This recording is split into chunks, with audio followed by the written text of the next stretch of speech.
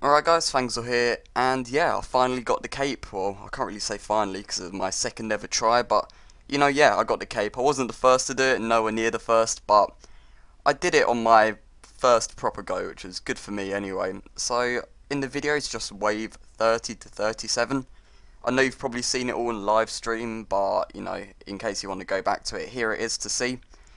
Rating the whole thing in general, it was a great update in my opinion. It's almost like Fight Caves, but 20 times harder, or 10 times harder. It is so much more challenging for the high level players. It took about 2 hours, I'd say, and it consisted of about 75% Storm of Armadyl, a bit of range, and a bit of melee. But mainly mage based, especially near the end. The really cool thing about this minigame is that it makes you use all three combat styles, because it's like the mage monsters are resistant to mage and melee, but weak to range and so forth and so on.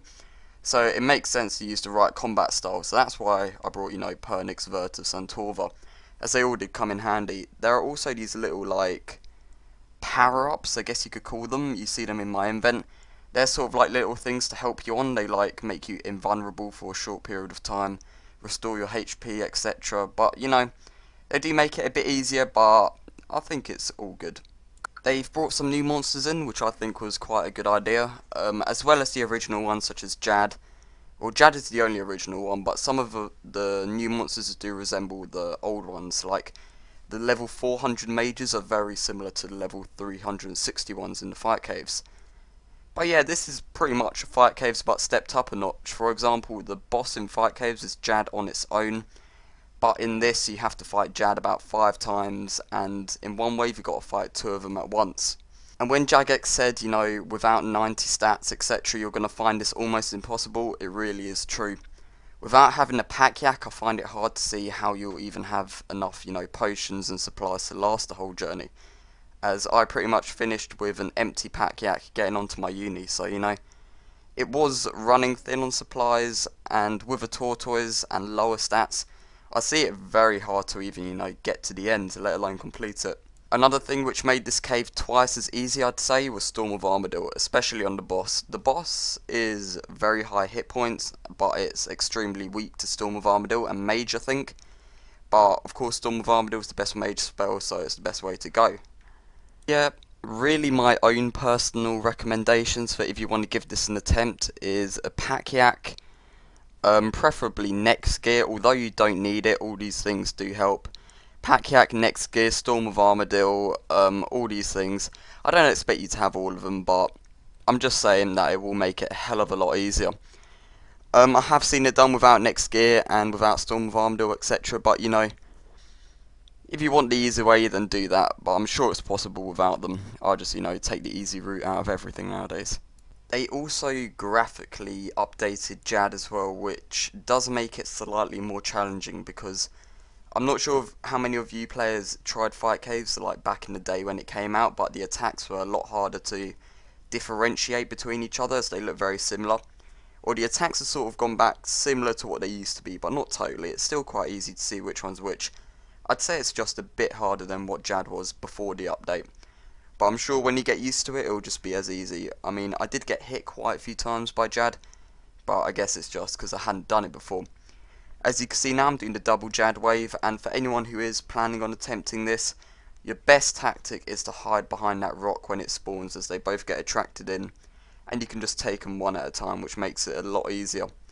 Taking on 2 Jads at once, I think, would be not impossible, but would be extremely difficult for no reason when you can just safe spot.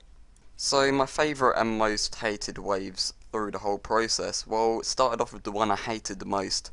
I think it's wave 28, you have to fight around 8 of these Tok Dill things. And what they are, these level 100s, which if you go close to them, they tend to hit like constant 300s. And you just got to safe spot them while luring them, and it can cause you a lot of damage. I ended up using like 5 brews, and I shouldn't have, but that was my most hated wave. As for my favourite wave, the boss was definitely, up there for me, because it wasn't as hard as I thought it would be. Storm of Armadyl just ripped through it, and as long as you use the right tactics and just use all your power-ups, save them till the end, attack the tentacles and make sure you look out for the boss. You should be absolutely fine. As for the suggested inventory setup and pack yak setup, what I did is I took about a ratio of 4 brews for every 3 restores, and I took every next set, Divine, Storm of Armadyl, Range with Diamond Bolts and Rapier. Now, overload wise, I took 4, although I only ended up using 3, and Prayer Renewals I took 3 I think, although I am pretty rubbish at using them, I always forget to. That inventory setup worked very well for me, although if you have different gear etc, it's going to be completely different. Well, not completely different, but slightly different. So I wouldn't suggest that unless you're using pretty much exactly the same setup. Now, I also, just before this, went and bought an aura called the Vampirism, I think, which is practically soul split, but only heals 5% instead of 20% of what you hit. So yeah, I was freaking out a bit when I ended up getting the cape, but yeah, you know, you'd sort of expect it, although it's going to be so common soon. It's not that hard to get if you got the right stuff, but that's the thing, it is high level content, and I think it's good that Jagex did bring something out which is maybe not available for the lower level players, as you need a bit of both in the game, don't you? Anyway guys, thanks for watching. The stats of the cape are at the end here somewhere, but if you want to subscribe for more high level content, feel free to, or give it a rating. Otherwise, I'll see you next time, guys.